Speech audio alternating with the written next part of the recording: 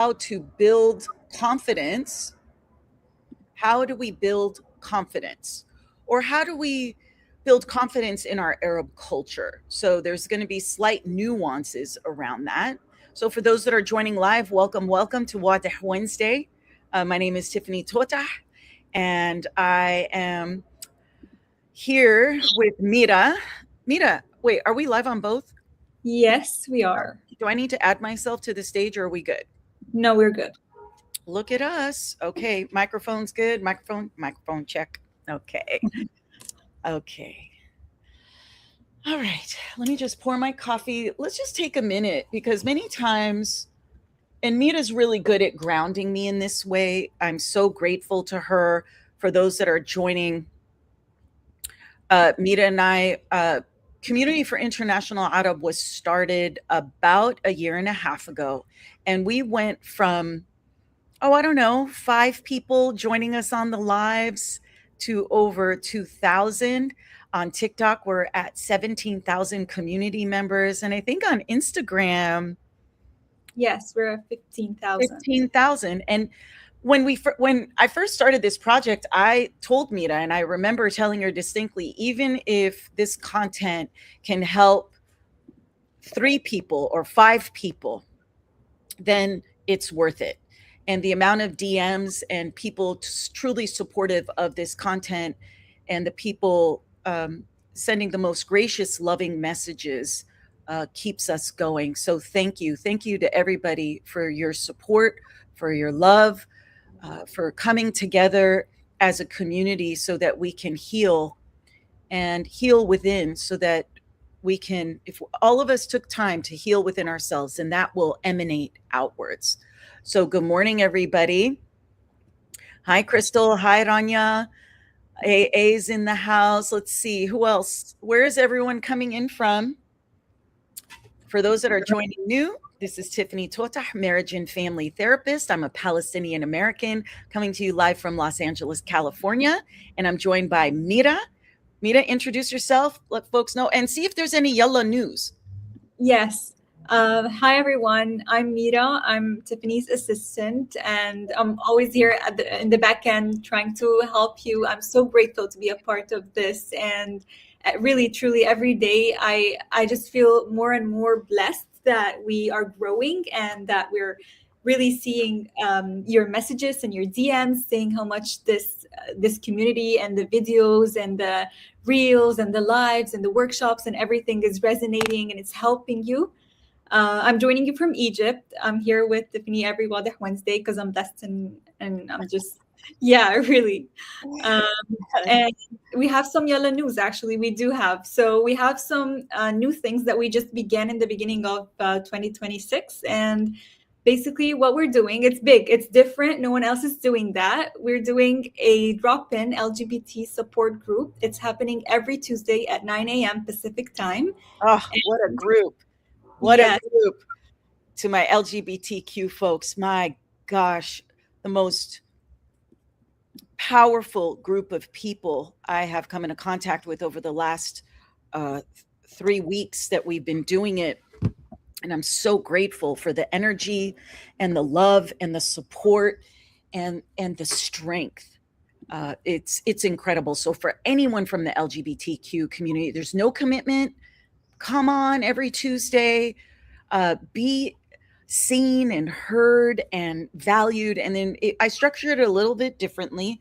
And we do process more deeply around how can you still be a part of the Arab culture, the culture you love, and be queer. Like both can happen. So that's what we really talk about and really focus on. It's wonderful.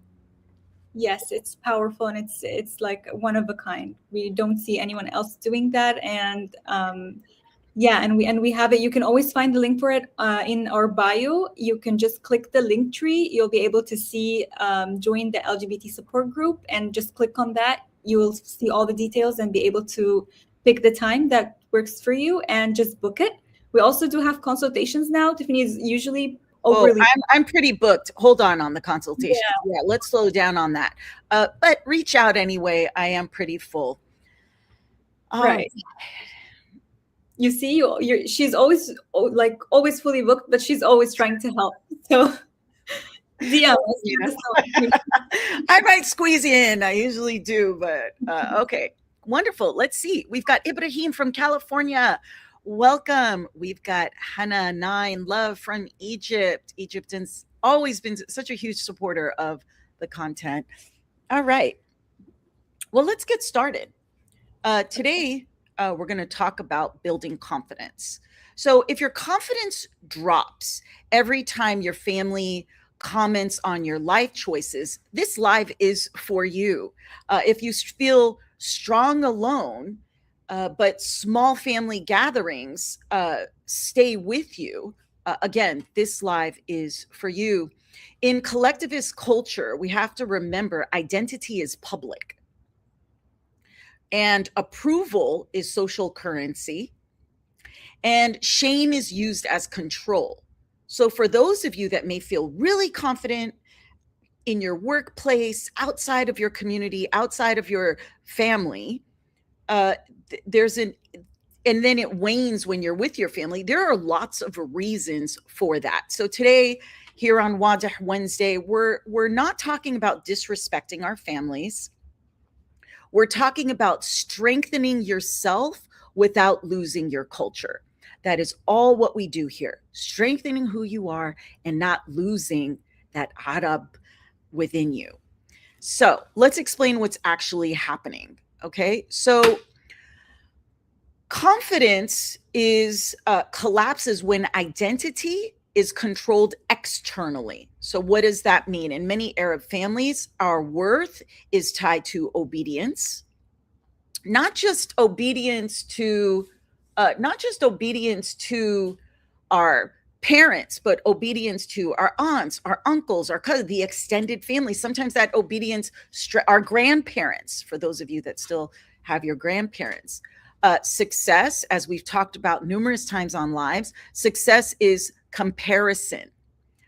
Morality is equal to conformity. So even if you are not practicing your religion in a certain way of being, your confidence can wane in that. Love typically is controlled by compliance. So any questions on that so far? Can people relate to what I'm talking about when in Arab families, your confidence collapses because your identity is based on these things outside of you? How many of you where your confidence falters when you're not being as obedient, or someone is comparing you to someone else?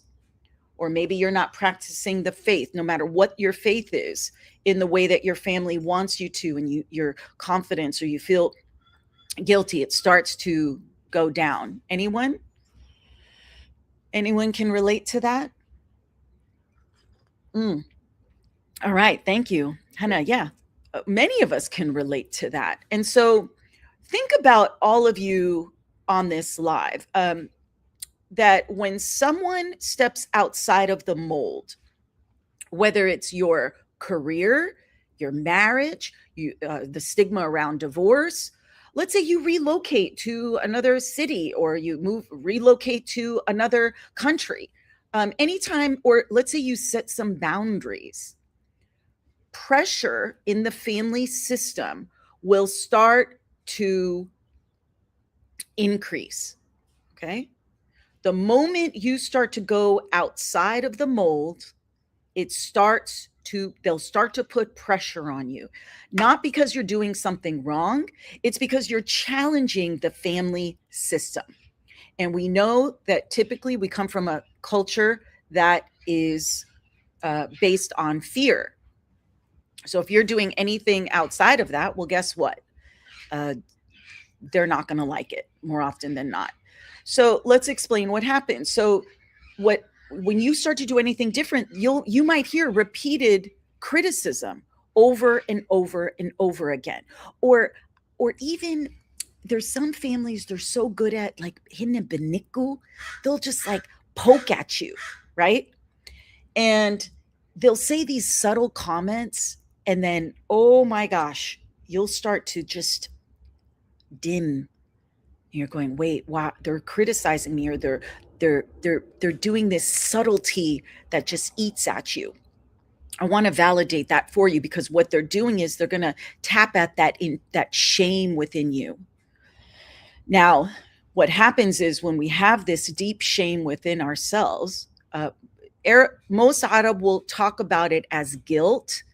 Now, we've talked numerous times on many lives. Guilt is doing something wrong. You're not doing anything wrong by living your life, marrying who you want to marry, divorcing who you want to divorce, relocating, or a career choice. You're not doing anything wrong.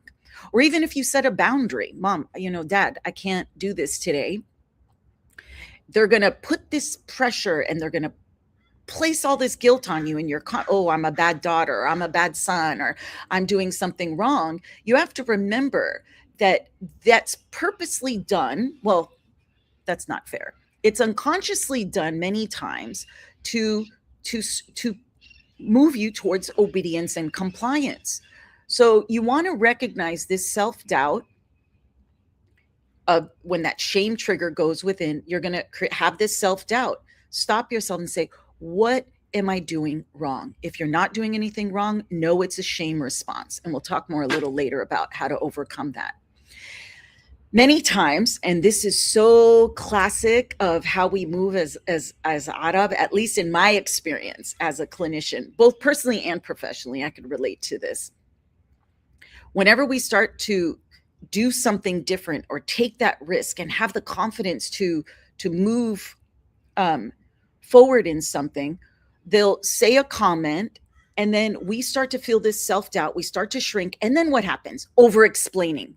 We keep, well, I'm doing this because, and then we start to go into this like hysterical spin, trying to convince people to affirm what you're doing or to support what you're doing, when they don't even remotely understand what you're doing. So what you're asking of them is probably not very realistic. So, but if you're an over-explainer, know that may come from self-doubt. Over-explaining is a loss of authority. So anytime you over-explain, especially to people who are unwell or toxic or who want to control you, immediately they may take it, and then they'll instill more doubt in you, and you're going to explain more. Then you get revved up, and then you snap. If you're a snapper and you start yelling and screaming, take a step back, or maybe you retreat and you go, forget it, I don't want to do it. And then you go into your room or you hide. Whatever your response is, it's totally okay. It's about awareness and recognizing that. So when you over-explain, you lose your own authority of yourself. So I want to ask you guys, what comments trigger you the most? Is it about marriage, your career, your lifestyle, your religion? What are the comments that you hear that trigger you most? Let's chat about it. Anybody? Hi, Patricia. Good to see you. Okay, let's see. Shireen, you said marriage. Yes, that's a huge trigger. You get a comment about marriage. How come you're not married yet? Let's see. Laura, weight. Oh, big one. What happened? Nashana is usually what you get, or a dafana. Work success. Interesting. If you could say more about that. Shireen, my whole life. Sorry. When I laugh, it's just because it's so real and it's so true. It could be anything. Let's see. What comments would trigger me most? I would say in my life, everything was around Masadi. How much are you making? Are you making Masadi? Is there money if what you're doing is making money? It's so annoying. And it took me a long time. Like everything was about Masadi. And I'm like, well, maybe I'm just doing something because that's just life. And I want to do something just for the fun of it. It has nothing to do with Masadi. So Masadi for me was a huge trigger. Did you get it? Oh, Dad, I got a promotion. How much money did you get? Could it just be the merits of my life? Yeah, no. Let's see. Hmm. So we're seeing a lot of things around weight. So the body shaming, triggers around being compared to cousins. Let's see, how I should have kids. I owe him. Oh, the pressure of children. Yeah, Hannah says the way I dress and religion related things. Yep, that's a big one. Yep, very good. So once you recognize the triggers, then you can take your own agency of your own life and be able to, you take the agency of your own life and say, okay, this is a trigger for me. Where is the trigger?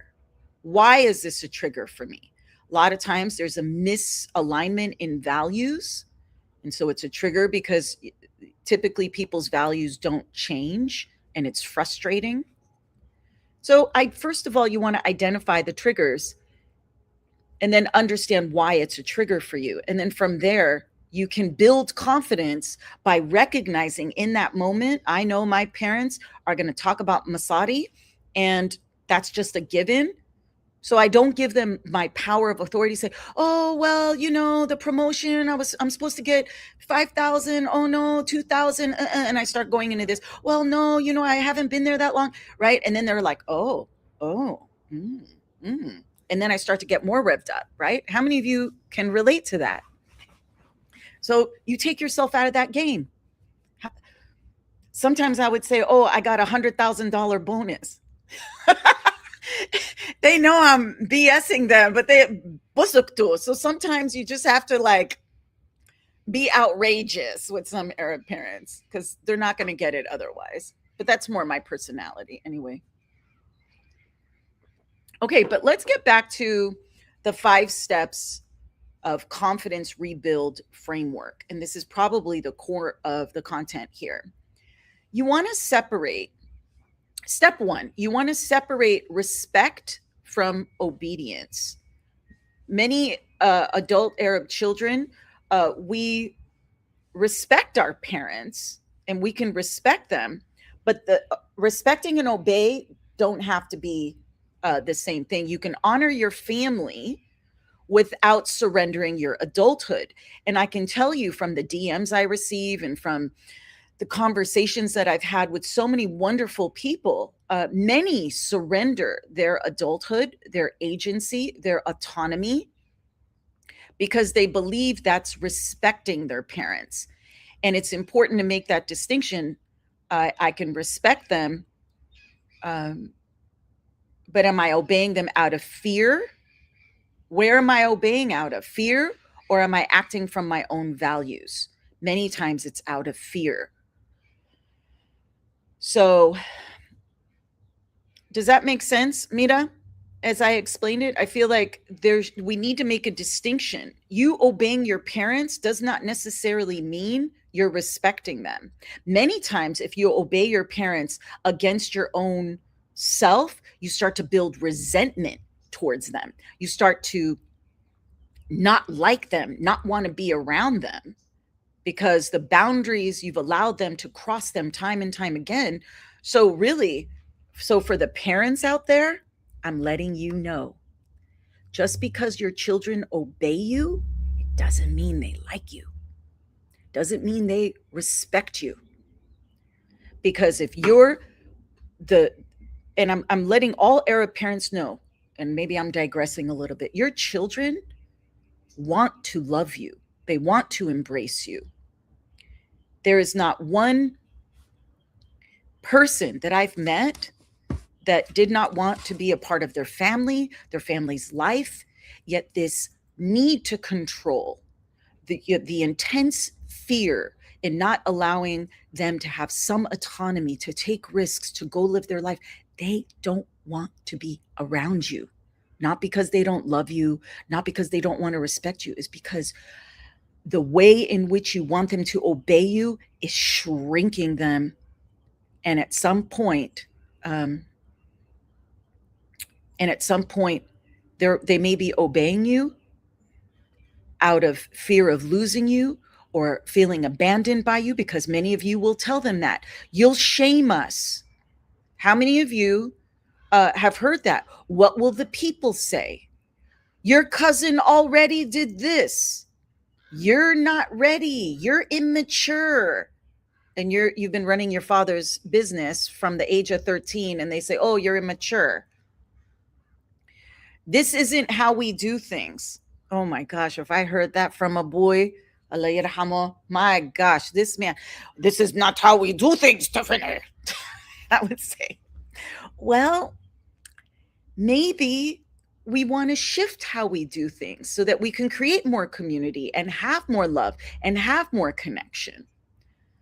So you want to ask yourself, what sentence have you heard your whole life? And you may want to write them in the comment. Okay, let's take a minute here. What is the sentence you have heard your whole life? Shireen, be like your cousin. Yep. That's a big one. Be like your cousin. How come you're not like your brother? How come you're not like your sister? So you have to remember that script starts to become your internal voice. So it's important, if you want to build confidence, you want to write down all these things that you've heard. Mira, did you want to read some of the comments that were, let's see, Aib Bala Sharaf. عيب بلا شرف هالعالم. Halala. That's Those right. people بلا شرف. That's right. All right. So let's take a minute and ask any questions. Now I've given you an outline to understand what are the shame, what are the things you heard growing up? What are your triggers? What are there some things you guys do that where your confidence starts to go down? Not just with family, because this usually shows up at work. Yeah, Egyptian Jen, I've done so much for you. Oh, yeah. What do I always say? Tit'amel Jmila? Did I say that right? How do you say that? It's like someone once said, I didn't ask to be born. And then living here in the United States, yes, our Arab parents were immigrants and they suffered and they worked hard, and we can recognize that. And my mom said something very profound to me the other day because she discovered my YouTube channel. She's going a deep dive. I said, uh-oh. And she said, we sacrificed a lot for you guys, and we did so much, yet we didn't recognize the cost it was to you too.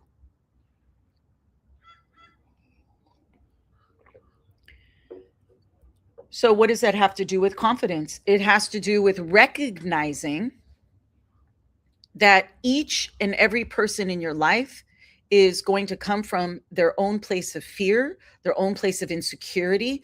And how do you not allow their insecurities and their projections to enter your space or to come into you? And how do you not project your own insecurities on your husband or your wife or your partner? Because they could do all the things for you. They could do everything for you. Yet if you lack that confidence within you, they cannot pour enough into you. You have to pour enough into yourself by identifying what triggers me. What is the voice that's going to help me grow? What narratives do I need to change that is ruminating in my thoughts?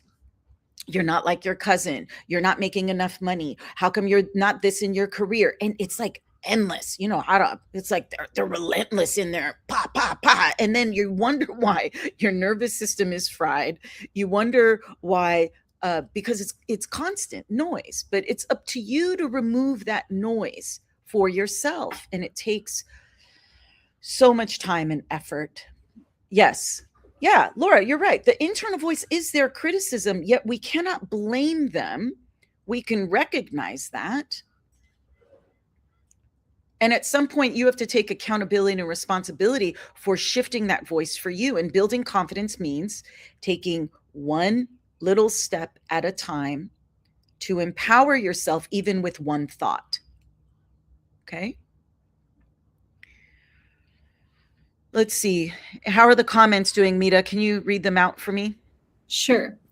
So we have Hannah. She was saying things that she heard growing up. Whatever I wanted to do, they would say ما عندناش بنات تعمل هيك.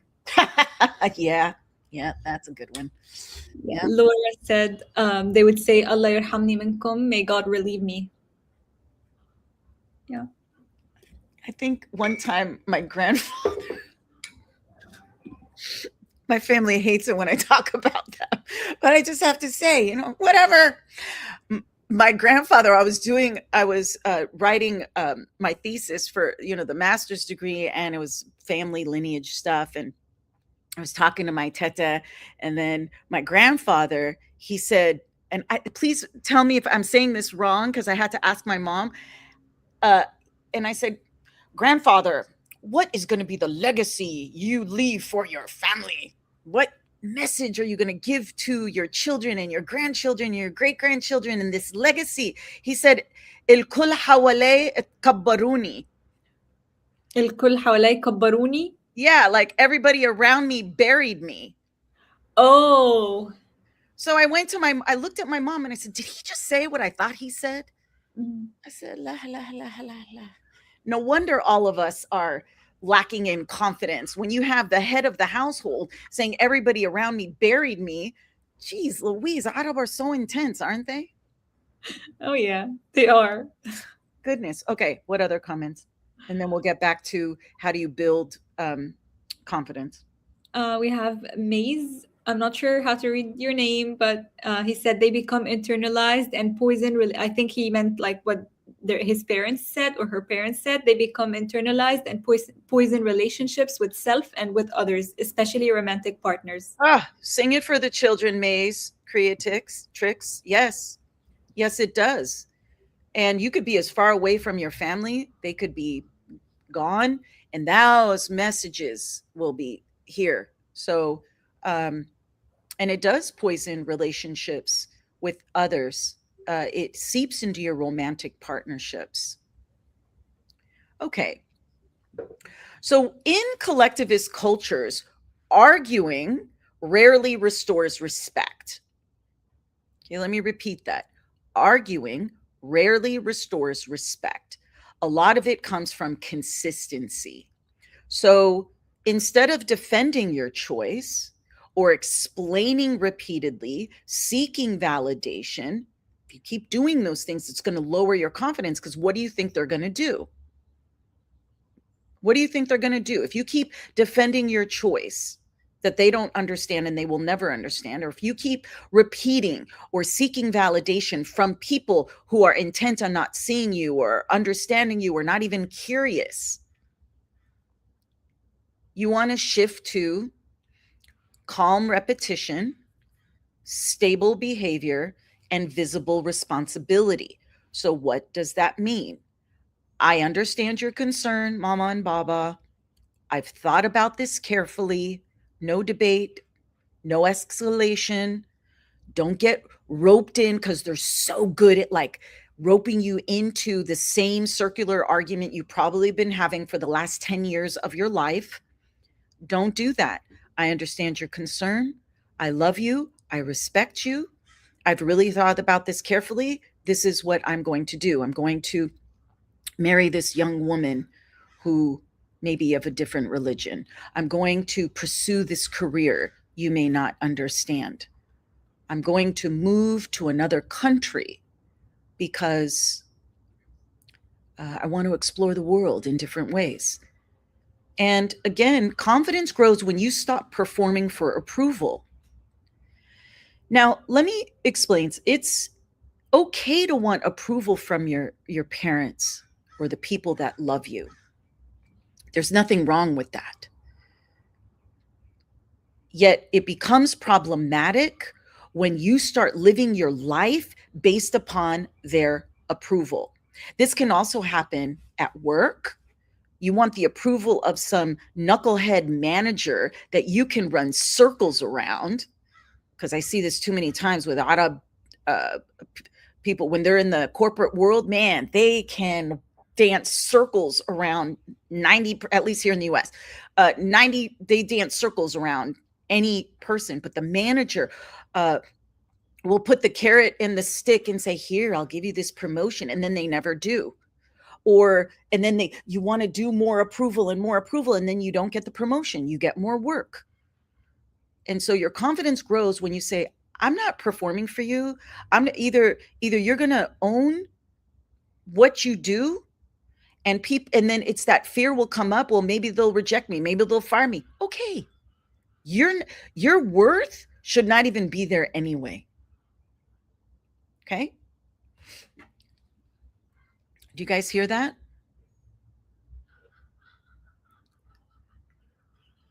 Mm-hmm. Well, I think Shireen, you wrote something about people pleasing. That's what makes us special as Arab.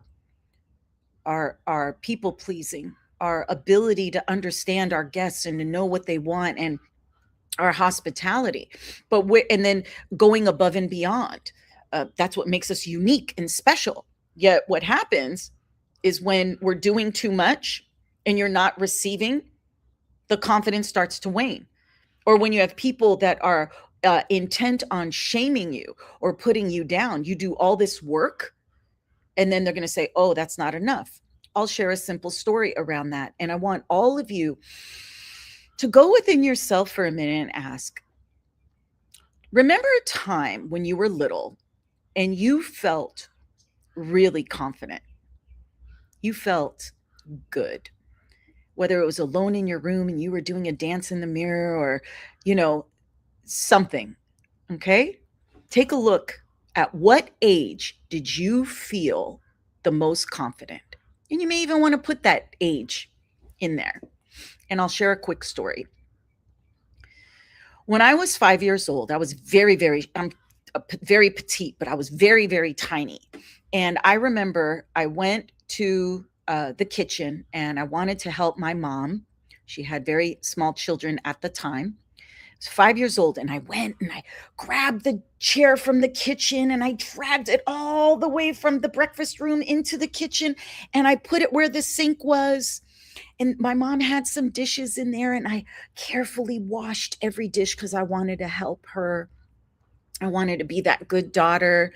And I remember cleaning the whole sink, and I even went like this, and I said, I was so proud of myself, and I felt so good. And I remember looking out in the kitchen window, feeling like I could conquer the world. And then my mom comes into the kitchen, and I was so excited to show her how I did the sink.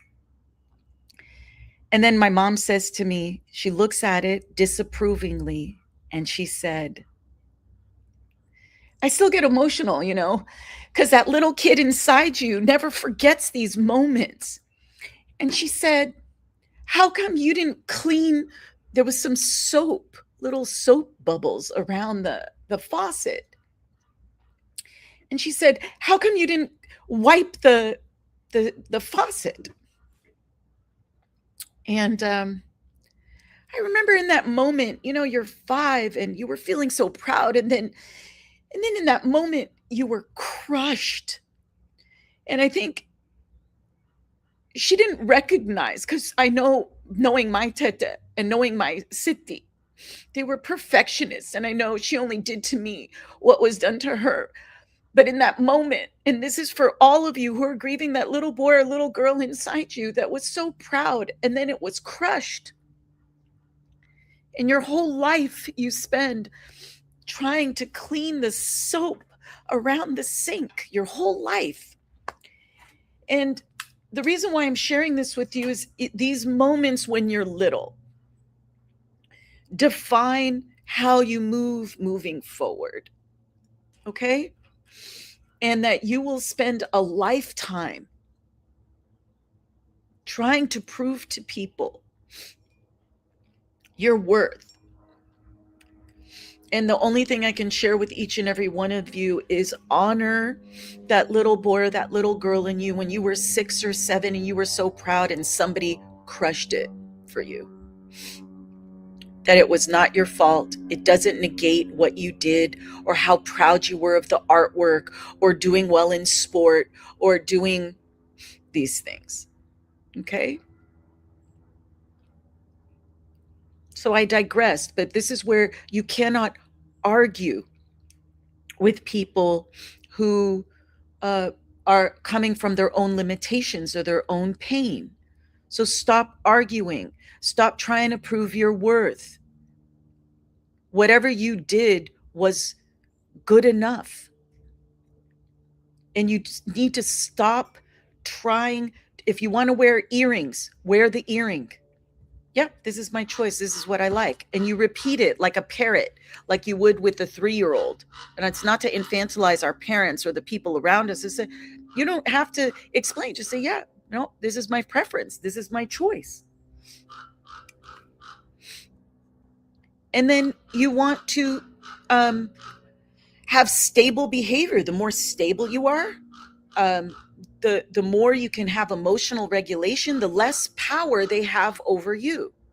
Now, I know in our Arab families, it's very difficult, but you want to build, if you feel weak in family spaces, it's often because you lack personal evidence of your own competence. You need to go find that. So choose one area in your life where you feel really good in, whether it's your career, maybe your education, maybe your fitness, your spiritual grounding, maybe your financial stability. And I challenge each and every one of you to commit to the next week. Start with 1 week. We build habits. I would say move to 30 days, 90 days, where every day you find your evidence of your own personal evidence of your competence. A time where you set a boundary, an area where you strengthened yourself even quietly, to say, I didn't call that cousin back because, you know, that felt good. I didn't need to call her back. And so every day, confidence comes from progress, not applause. Okay?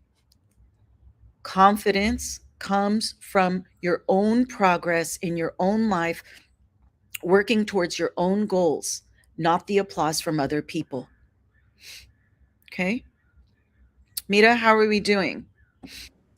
We're doing great. I'm loving that. Thank you Right? for everything you shared. Yes. Yeah. I'm feeling it. I lived it. Like I have a very similar story, and I really felt it when you were describing it. It's crazy how they, I don't know how they do that and why they do that. You said maybe because their parents did it to them and they just like did the same behavior. But like you can literally spend the whole, like in my case, I spent the whole day cleaning my parents' room because they were tired and it was like it was a mess and our housekeeper wasn't coming. I was a kid too and I did so much, and my father comes in and instead of like telling me anything good, he looked at one of the drawers and something was coming out of the drawers, like 2 millimeter of something. And he said, why does it look so bad? Like this looks so bad. I couldn't even see it. And then he opens the drawer, puts it back, and he was like, this is how you clean it. This is how it should look like. And yes, it's stupid to think about. Yes, it's something like, oh, he just said the drawer, this is how you clean. But the thing that it did to me after all that, it was crazy. The feeling and yeah, it's like, is this because they're just perfectionists, or I don't know. I think part of it can be, it just depends on the person and the parent. I think in general, most Arab parents are not even conscious of what they're saying to their children, or they think they're saying it to help make them better or improve them. So what I say to Arab parents typically is I say, look, I get it. I have a daughter. I'm a perfectionist. So when she would make this is how you break generational cycles. She would make the bed. Of course, you know, she's little. She's 5 or 6. She's making her own bed, giving her some responsibility. And yes, was it done? You know, Perfectly? it No. was definitely not done perfectly, but I would say, Habibti, great job in making the bed. That took a lot of courage for you to do that because you had to jump up on that. I'm showing her and explaining to her all the good things she did to get that accomplished. Now, when she went to school, did I fix it? Yes, I did, Yeah. because that's just how we roll. Mhm. And it wasn't until years later she said, "Mama, I always knew that you would change the bed." And I said, "Well, did that impact your confidence?" She goes, "No. Aw. The reason why is because there was enough affirmation there. There was enough upliftment and encouragement there that she also recognized that I've OCD tendencies. Mm. Yet it's in the building of her character, her self-worth, that she was able to not internalize my need for sharp, tucked in corners as a level of her self-worth. Yeah. You see? Mhm. So Wow. that's how we break generational cycles. So for Arab parents, you want to, and I think American parents go overboard. Like the kid can move something and they do too much. I think the American are very much extra around that. We don't want that, but we also want to be able to say, here is why you did such a good job. Mhm. Okay. Now, let's talk about strengthening your emotional regulation. Now, this is a whole other live, a whole other topic. For you to build confidence, it's about you understanding your emotions enough. And we talked last week that we're a culture that suppresses emotions. So you want to learn to name your emotions first, and then be able to recognize, again, what's your triggers. Family pressure, heck, heck, family pressure activates childhood nervous system patterns. So many adult Arab will say to me, Tiffany, I don't understand why I reacted that way. I said, you're not reacting as the 30 or 35-year-old. You're reacting as that 5, 6, 7-year-old. So by honoring and recognizing your nervous system is going to go back to that little boy or that little girl who was feeling unsafe, who was feeling judged, who was feeling shamed for existing. So your symptoms may be your voice starts to shake, over explaining.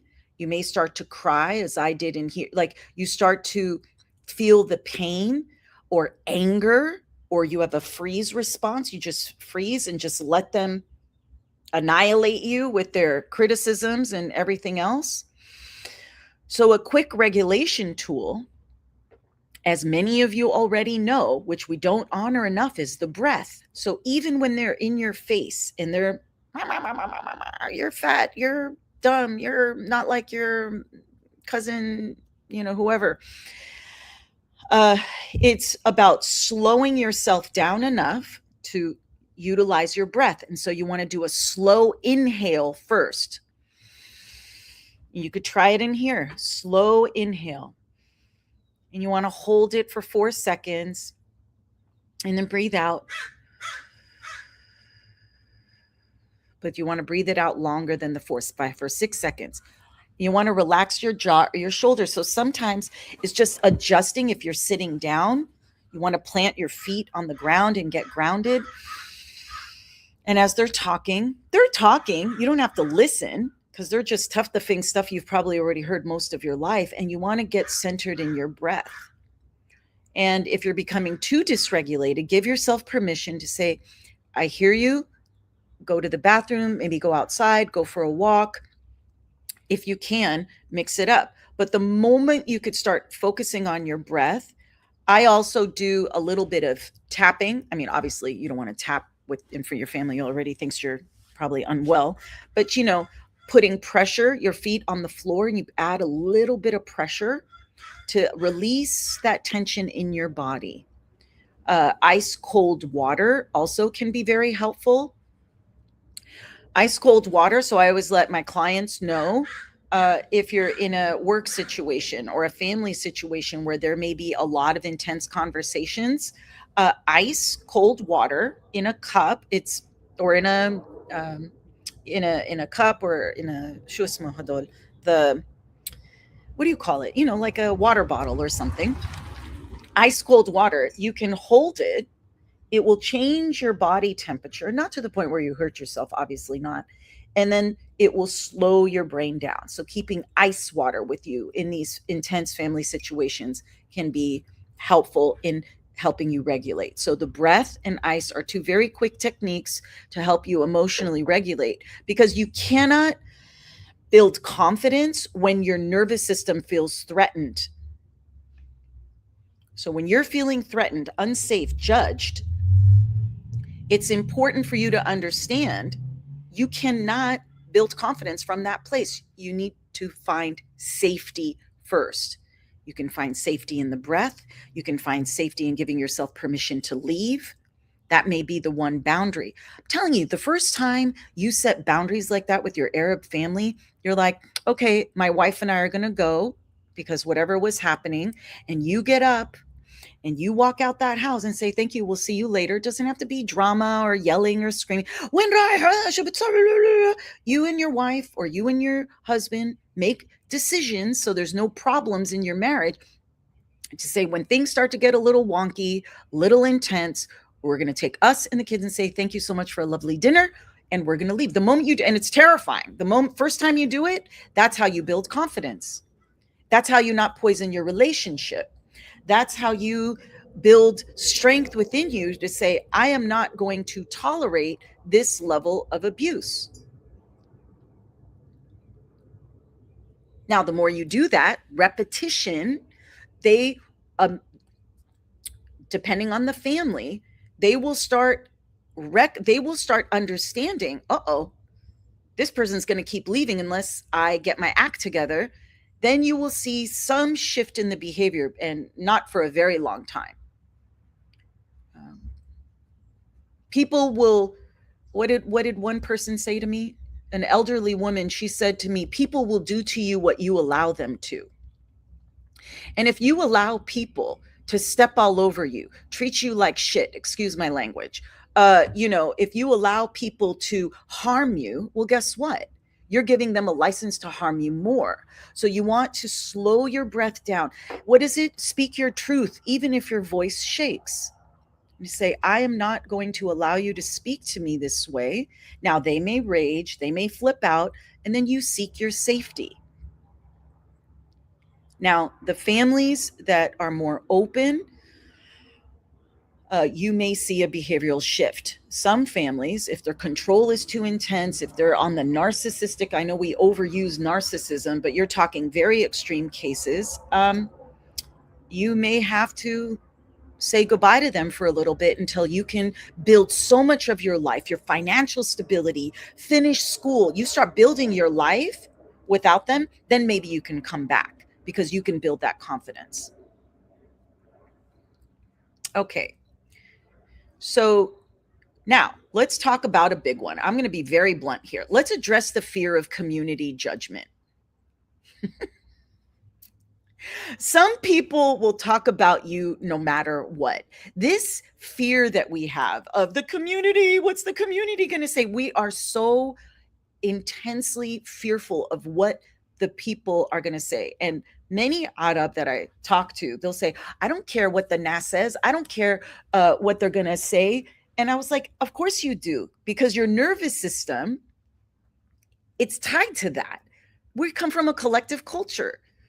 So we intellectually can say, I don't care what the Nas think. Yet our behavior is, we do care about what the Nas thinks. So be honest with yourself. And that's okay. We come from a collective culture. So if you succeed, they will talk. If you fail, they will talk. If you marry, they will talk. If you don't marry, they will talk. If you're, I don't know, if you marry even the perfect person that ticks all the Arab boxes, they're going to talk. You marry wahad or wahda outside the culture, you click none of the boxes, they're going to talk. So I want you to ask yourself, are you building your life for applause? And applause from people who may not even necessarily be in alignment with your own values? Or are you building your life for your own alignment? Okay. Are you building your life from your own alignment?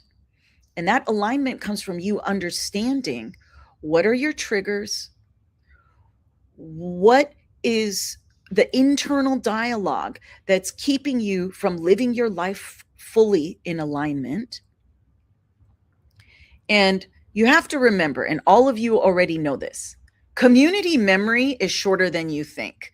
So I remember when I got divorced, I said, okay, Haku, okay, hey, it's was I don't know, whatever, Haku, doesn't matter. I was that week's gossip. And then the next week, who do you think they started gossiping about?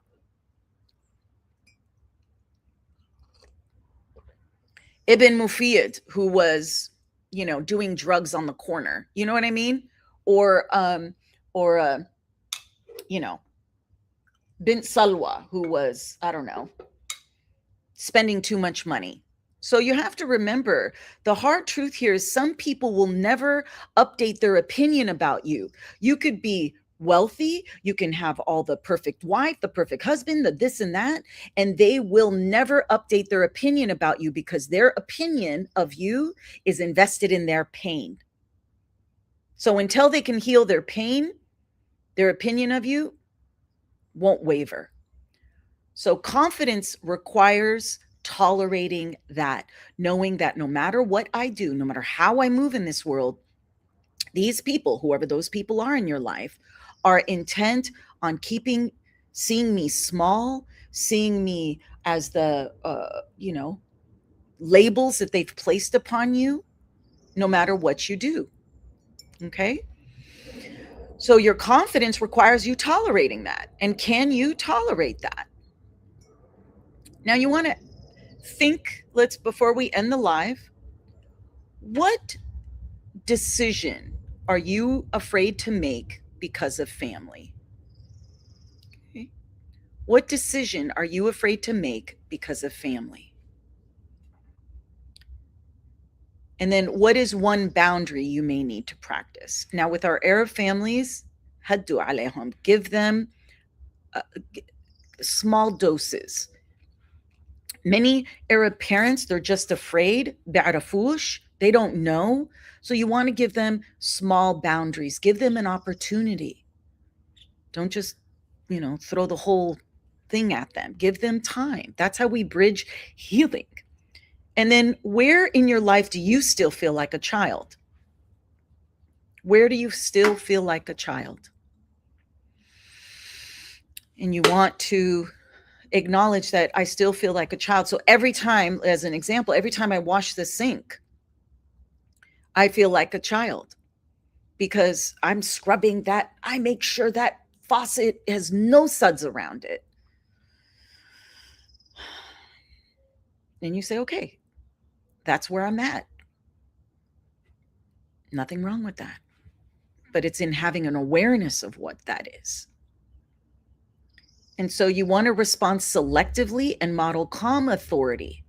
Be clear before you talk to your parents about something heavy. Okay, Peter has a comment. There is a beautiful line from Rick and Morty that says, your boos don't mean anything to me. I've seen what you guys cheer for. Yeah, I love that. Thank you, Peter. That's right. Take a look at are you seeking this applause from? And if they're not in alignment with your values, and especially this is for the artists out there. If you're an artist, a writer, a potter, there's something unique about being a creative and being an artist. There's an energy to that work. Musicians and most people are not going to understand your need or your desire to create art because it's a very unique experience. Okay? All right. We made it, everybody. Are we building our confidence? Are we going to take one thing from here and say, what am I going to do to build my confidence? Just one thing. Okay. Oh my gosh. All right, Mira, how are we doing? Oh, wow. I love that so much. For anyone that missed any part of it and would like to rewatch it, you're going to find it on YouTube on Friday. You're going to find it on YouTube under a playlist called Wadeh Wednesday. Yeah, it was amazing. Thank you so much for everything you shared. Good. And I'll leave you guys with this one final thought. Confidence in our communities is not about being loud. It's about being internally anchored and grounded in who you are. Okay. And make no apologies for the path you are on. That this community for International Arab sees you, that you may be taking the path of the road less traveled. And behind you is this community saying, we got you. We see you. Keep going. Because we know in your elevation of your life, we know in you moving forward in your life, that this is how we heal all of our communities. Mabad, kulna wahad, one people. Because expecting the outside world to take care of us, well, we've already seen when seeking applause from things outside of us, even in our own families, that we seek applause from external things. And where has that gotten us?